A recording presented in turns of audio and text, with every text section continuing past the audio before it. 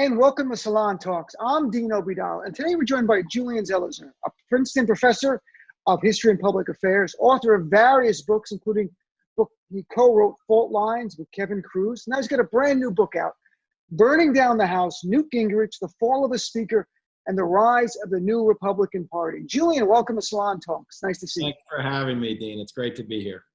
So this was a really good book. And if you're like me and you love politics, you know what happened to Newt, but the details of it are hard to grasp sometimes. Like watching a movie about a real story, you know what the ending was, but you forget a lot in between.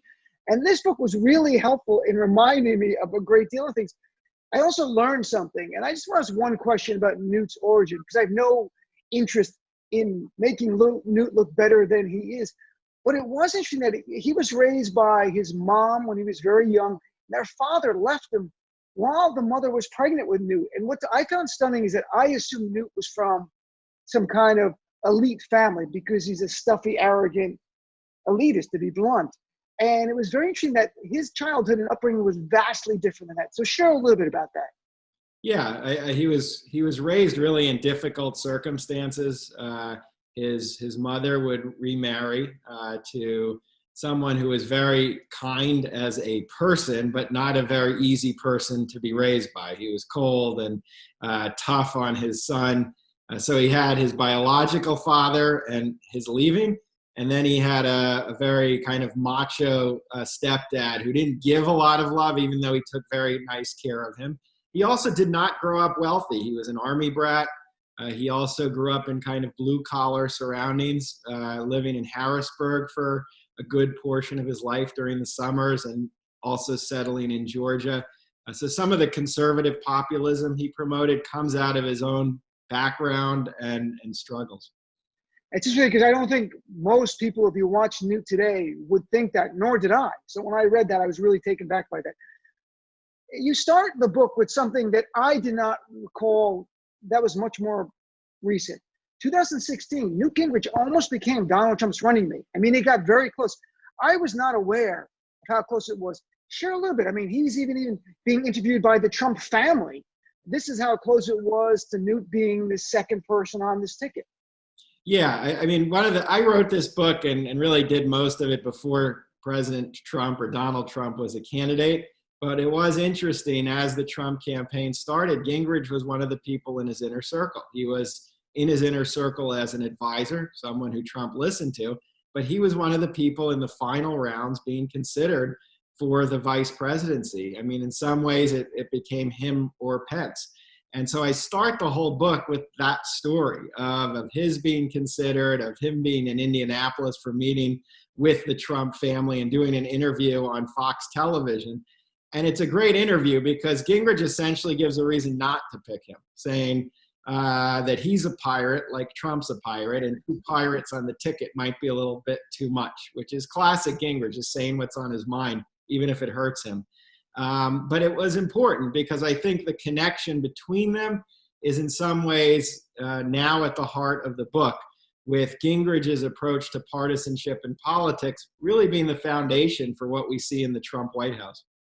No, I agree with you. And also, if you think about for a second, the dynamics, how vastly different they would have been first in the campaign trail. Who knows if they would have won if Newt Gingrich was the VP over Mike Pence. Mike Pence has the unique ability in the middle of a storm of Trump literally yelling at people to close his eyes and to disappear like a bird or something. Newt Gingrich is not like that. So just their personalities would have been vastly different.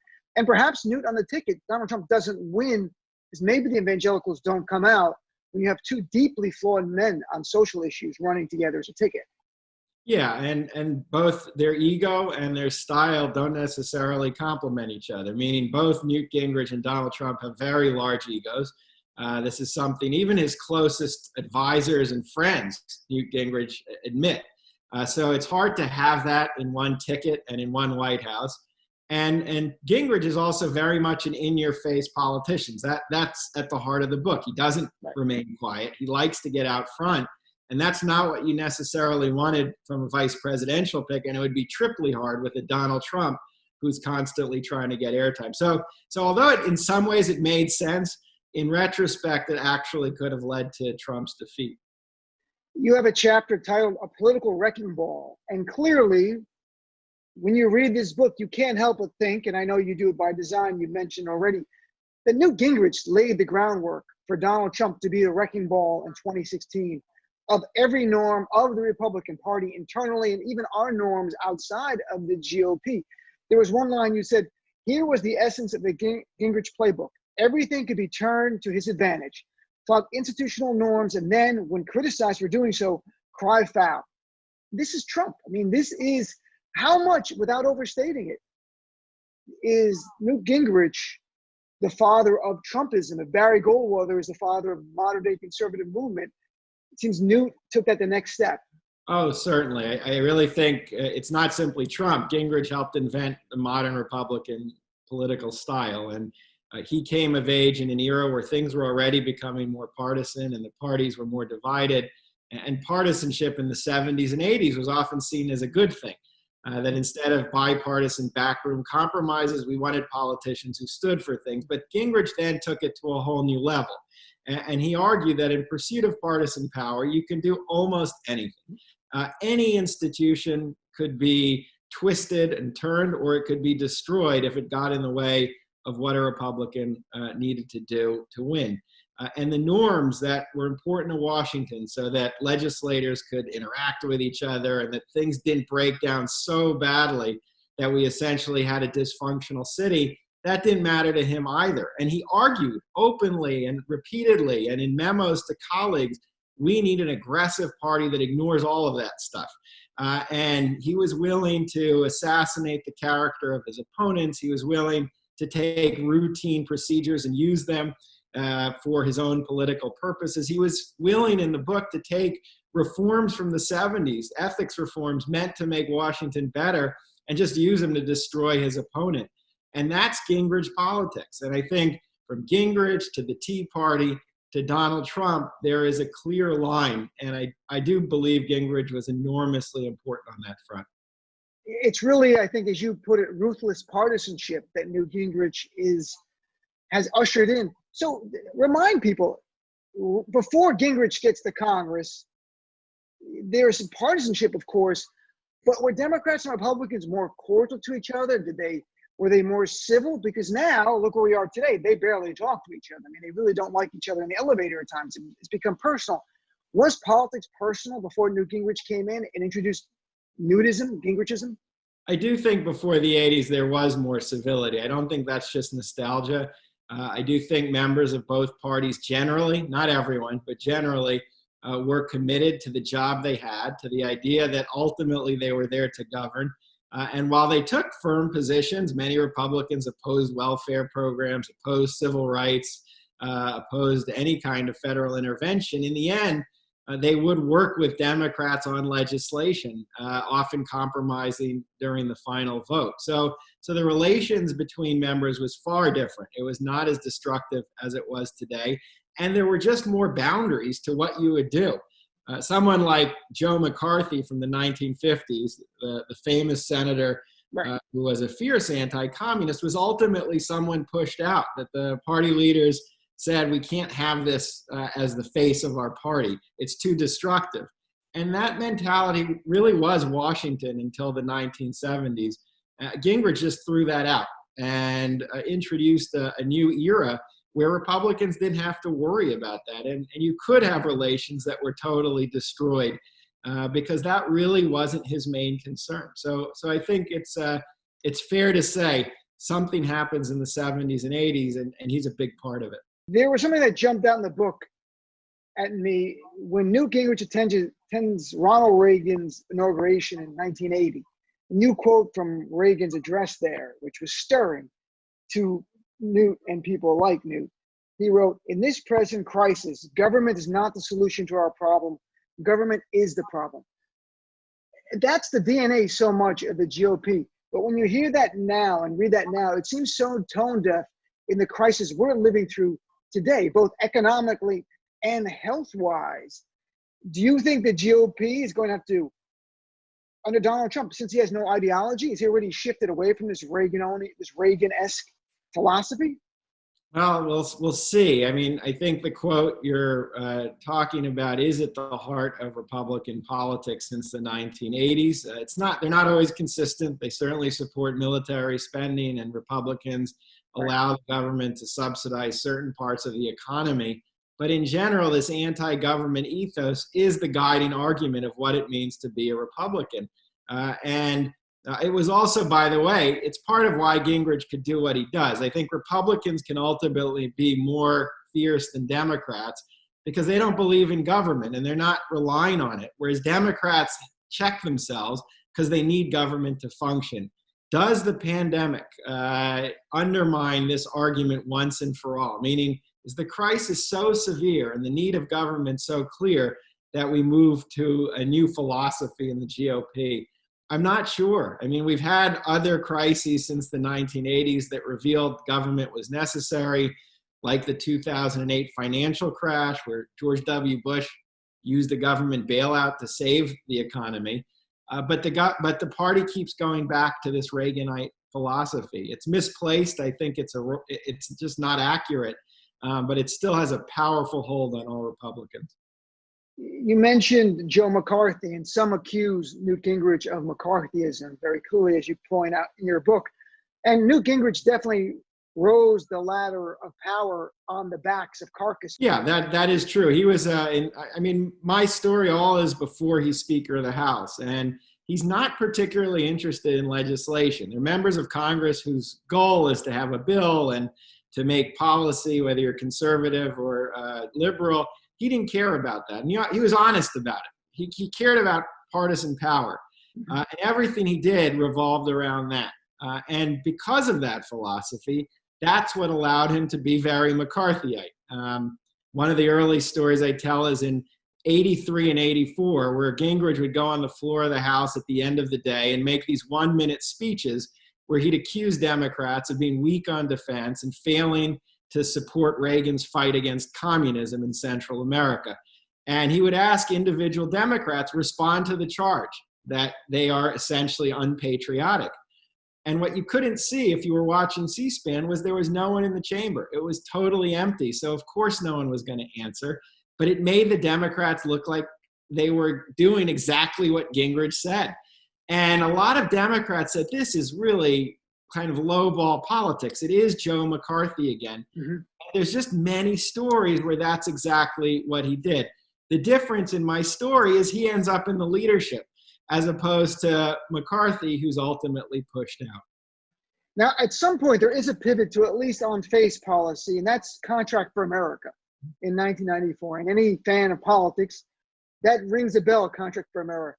I don't want to go through all the elements of it, but remind people what the Contract for America was and how Republicans were pushing this, because they had not controlled the House for decades, and they were getting a sense, maybe we could win the House. This is Bill Clinton's 2 years in, the economy is not doing great, and here comes Contract for America. Yeah, and what you started with is important to remember. Republicans hadn't controlled the House of Representatives since 1954, and they were basically a permanent minority in Congress. And many Republicans thought that way. We're never going to have power. We're always going to be second fiddle to the Democrats. And that was part of the appeal of Gingrich. He said that's not true. And he said we can fight in a way that will ultimately give us control back. And ultimately in 94, when he is leading the midterm campaigns, Bill Clinton is president, he nationalizes the campaign. He says, let's run it not as a bunch of local Republicans, but as a national party fighting for an agenda, just like a president does. And the Contract with America is actually, it's for TV Guide. For people who don't remember, a little magazine that told you what was on television. And it's a poll, basically, that you could put on your refrigerator with a 10-point plan and promise of what will Republicans do if they have power. And it's, a balanced budget amendment is one example of what they are going to do. Term limits for members of Congress. It's kind of a hodgepodge of ideas, but the ideas didn't matter anyway. It's just like we're talking about with Gingrich. What mattered was having this very symbolic piece of paper voters can put on their refrigerator and a promise of what they would do. And it worked. I mean, many argue this kind of campaign tactic, very media-centered, was exactly what Republicans needed to do to finally win. it was remarkable that you had Newt for years saying we can win the House, and it would impress Republicans, as you document in your book, all over, big power brokers. So finally it happens. They win 94. He becomes Speaker in 95, third in line to be president. He gets his dream, and within a few years, it completely unravels. Remind people, and again, this is like knowing the ending of the movie, but not remembering exactly the details of what led there. What led to Newt Gingrich unraveling? Well, it's the same thing throughout his career. He goes too far. It's in the nature of how he fights a battle. He will put everything on the table. He will go to places most people won't go. And he uses the media to command constant attention. This is always principal to what he does. All of that means it's easy for this to fall apart relatively quickly. And there were various moments before he's Speaker where he goes too far, and all the media attention he gets ultimately turns against him. And this was a big part of what happened as Speaker. He introduces a new kind of speakership where he's on TV almost every day. He's challenging Bill Clinton for media attention. But ultimately, stories emerged, such as when he, on the flight back from Yitzhak Rabin's funeral in Israel, complained that Bill Clinton didn't come to the back of the plane and talk to him about a budget negotiation that was going on. The media had a famous cover story, Crybaby, and it captured what he was about. He shuts down the federal government in 95, 96 over this issue. And instead of turning in favor of Republicans finally taking a stand, it made him look vindictive and petty and not capable of governing. So ultimately, he falls from power. But the other story is his politics remains the way the Republican playbook is written.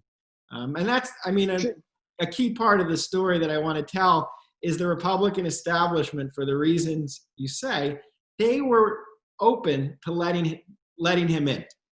They wanted to win, and they were willing to embrace his style if that's the path to victory. And also, he probably was the biggest loser in the Bill Clinton impeachment, because there he was leading the charge and then promising in the midterm of 1998, we're going to be rewarded soundly with a lot of more seats. And what actually happened, because that's what leads to him stepping down, and even one of his friends challenging him. I think Bob Livingston challenges him for the speakership. Remind people what Newt's role was and what happened in that 1998 election, because you would have thought from the midterm they were going to win big. That's what Newt thought. Didn't happen.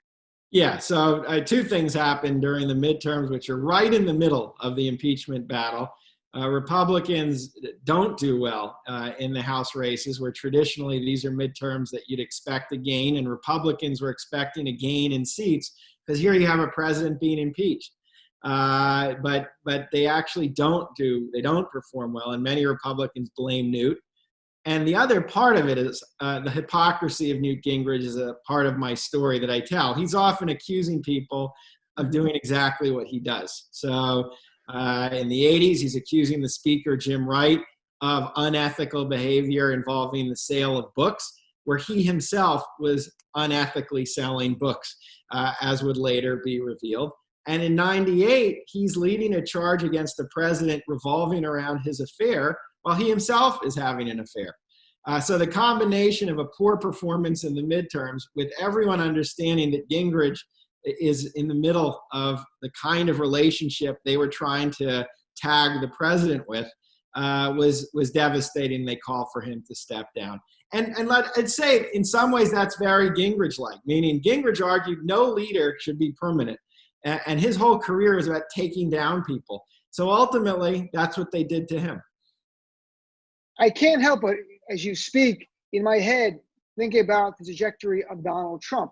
For years, fought to become president, talked about it for decades, finally runs, similar to Newt Gingrich, scorched earth, doesn't care who he destroys, even members of his own party, even former generals who served his administration. And like a comet, Newt burnt out. He shined brightly and burnt out pretty quick. We don't have a crystal ball, I know, but do you get a sense it's fair to say that Trump might be on that same trajectory, that in 4 years he'll burn out and there will not be a Trump after this year in the White House? He might be, and I realize when I tell the Gingrich story, there are similarities that way too, not just in terms of his rise to power and the way he maintains power, but in the way he falls from power. And someone like Gingrich isn't a long-term player in many ways. Even though he's been around for a long time now, he's a burnout kind of politician because he puts so much heat and fire in his fights. Ultimately, that's hard to sustain. So is Donald Trump in a similar situation? I don't know. I mean, Donald Trump has more of a foundation in some ways than Gingrich. He has an entire media apparatus with Fox Television that wasn't there really for much of Gingrich's career. Even as speaker, it wasn't what it is today. Trump has a much more loyal Republican electoral base than Gingrich did. We've become more polarized and the Republican electorate is much more solid. So it could be that he might be in a burnout mode, but it doesn't matter, that the party is in a place where they will keep him in power. They will essentially say he's better than Biden, and that works in his favor. So it might not lead to the same fate, I guess I'm saying. They will certainly, real Republicans who like Trump are going to vote for him. They're not going to vote for Biden. I've learned that. Not going to happen. But what do you make of Trump just has a rally touting they're going to pack 19,000 people. We have an overflow stage. They turn out about a third full. And in the last 2 weeks alone, Trump used to tout his record. Everyone he endorsed for GOP congressional primaries won. Well, he's lost 3 races in the last 2 weeks, including Mark Meadows' seat in North Carolina. They endorsed someone. They really went full in for this person. Mark Meadows did as well. This 24-year-old insurgent who'll be 25 by the time he's sworn in, if he wins the district, wins the election. Does this show that potentially and objectively some weakening of Donald Trump's control of his and support of his base? Well, I think it's also a danger for him, meaning the burnout part, I think he can actually survive in the short term. But the one thing ultimately he can't survive is Republican leaders reaching the conclusion that they will lose their power because of him. They haven't reached that conclusion yet, but these primary fights, that's exactly what the signal is. It's why doesn't he carry these tickets? Why can he put all of his energy into an endorsement, or in Mark Meadows' case, his chief of staff, former head of the Freedom Caucus, it's his seat, and there's no control there. And that's where he's vulnerable, because the Republican style of politics, there is no loyalty to person in this era. That is Gingrich in a nutshell. He wasn't loyal to anyone. What he was loyal to was power. And so if these primaries start to suggest that Trump can't deliver, like Gingrich in '98, I do think more Republicans are willing to throw him off the ship. And so I think he understands that, and we'll see how much they feel that. But I think it's definitely a red light for him. You know, your book, the last part of the title is The Rise of the New Republican Party. I have to ask, though, you know, for every action, there's an equal and opposite reaction, famous Newton's law. On some level, isn't Newt Gingrich led to the rise of a new Democratic Party in which you have insurgency and hyperpartisanship on our side, not just because of Newt, but what the fuse Newt lit back there, where it's we want candidates who are going to fight really hard, are going to punch him in the nose, not literally, but metaphorically. And now we have 2 parties join, both by their more extremes, not extremists, but more of their extreme parts of their base are running these parties. So on some level, do you think Newt Gingrich set us on the trajectory where we are today, where even the not just the GOP, but the Democratic Party is also where we stand today? It's an important point. In the period my book focuses on, the Democrats don't really adjust. And part of the story I'm telling, it's not just about Gingrich. It's about the fact Democrats didn't get where this was all going. They thought things were going to return to normal. They thought ultimately the Republicans would contain the Gingrich-like elements of their party. And they didn't have to fight in a tougher fashion because this was not how things worked in Washington. And my book argues they were wrong. Jim Wright was the first real victim of this style of politics, and he resigns in '89 based on the assumption, he says in his speech, if I resign, I'm sacrificing myself, let's go back to normal. And he didn't get that Gingrich wasn't going to stop and the Republicans weren't going to stop. And what's interesting in the last few years, just from observing this, is the Democrats seem to possibly be changing. Some recognition that the rules of partisanship are pretty tough and that you can't simply sit back and assume normal anymore. And then at the grassroots level, you're seeing a pretty phenomenal showing of new elements of the party who on policy are demanding very different directions on issues from criminal justice to immigration to climate change. And we'll see, but I think if they connect to party leaders, as we're seeing with some of these Democratic primaries, which are bringing in younger generation, they might start to embrace new tactics that aren't Gingrich-like, but there's certainly a response to understanding that's what the Republican Party is about. AOC is a great example, I think, of a Democrat who is like what you're saying, who sees the game, and without becoming Gingrich is trying to hit back hard through social media, through very powerful appearances on the Hill, and through good old-fashioned primary work to try to make sure the party moves in the right direction. I think what the grassroots wants is candidates who are going to fight hard, who are going to punch back hard, but not burn the house down, per se, to enact policies that are going to help people. The GOP, Newt Gingrich in that wing, was truly just tear it all down and see where we go. Julian, it was great chatting with you. Again, the new book is Burning Down the House, Newt Gingrich, The Fall of the Speaker and the Rise of the New Republican Party. I saw the New York Times picked it as one of the books to read in July. Congratulations on that. Certainly it's one of Salon's books of the month to read. And it was really nice chatting with you, Julian. I look forward to chatting with you again. Thanks for tuning into Salon Talks today. Okay, thank you.